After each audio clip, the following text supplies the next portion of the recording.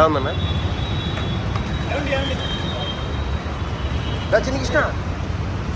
లేదు, fully emotional movie. Okay, చాలా బాగుంది.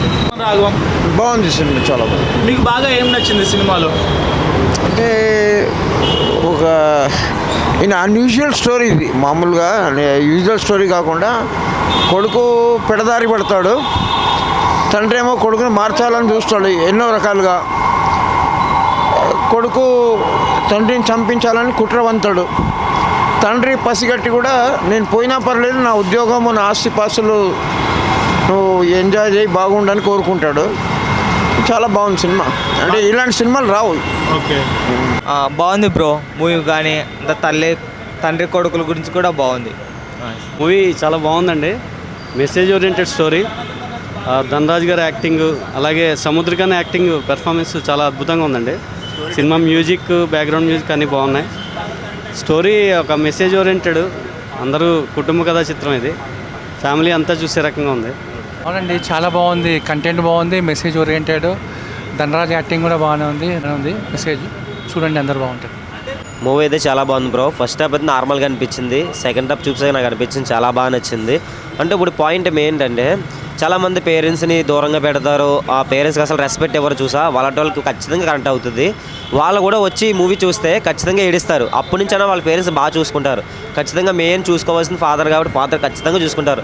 ఫాదర్ని దూరం పెట్టేసి అలా వేరే ఊర్లో వదిలేసి ఉంటారు చూసా, వాళ్ళకైతే ఖచ్చితంగా కనెక్ట్ అవుతుంది. ఈ మూవీ అయితే ఖచ్చితంగా నాకైతే నచ్చింది, వాళ్ళకు కూడా ఖచ్చితంగా నచ్చుతుంది. 100% ఇస్తాను నేను. మూవీ అయితే చాలా బాగుంది. నేను ఎప్పుడు ఏ మూవీకి వెళ్ళి అసలు ఎమోషన్ సీన్ వస్తే నేను పెద్ద ఫీల్ అవును. అలాంటిది ఈ మూవీ ఖచ్చితంగా నేను ఏడ్చి చాలాసార్లు తుడుచుకున్నాను కూడా. మూవీ అయితే చాలా బాగుంది బ్రో, ఖచ్చితంగా చూడాల్సిందే. మ్యూజిక్ కూడా బాగానే ఉంది. బాగానే ఉంది, అంతా బాగుంది. మంచిగా అంతా బాగుంది. ఇంకా సూపర్. అంతా బాగానే ఉంది. అంతా బాగానే ఉంది.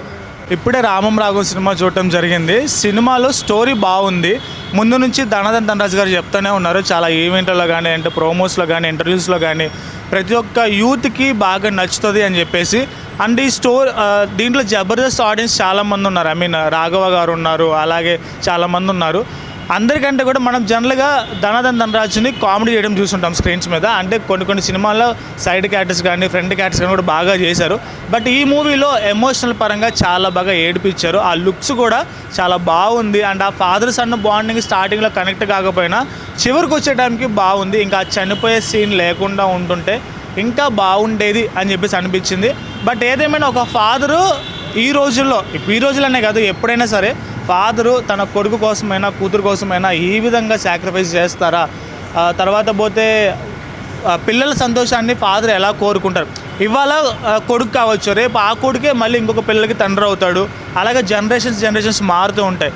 ఎన్ని జనరేషన్స్ మారినా ప్రతి ఒక్కరిలో ఫాదర్ ప్రేమ అనేది మారదు. అది ఈ పాయింట్ ఈ సినిమాలో రామం రాఘవలో చాలా బాగా చూపించారు. ధనరాజ్ అయితే కనపడలే స్క్రీన్ మీద, ఆ క్యారెక్టర్ మాత్రం బాగా కనపడింది.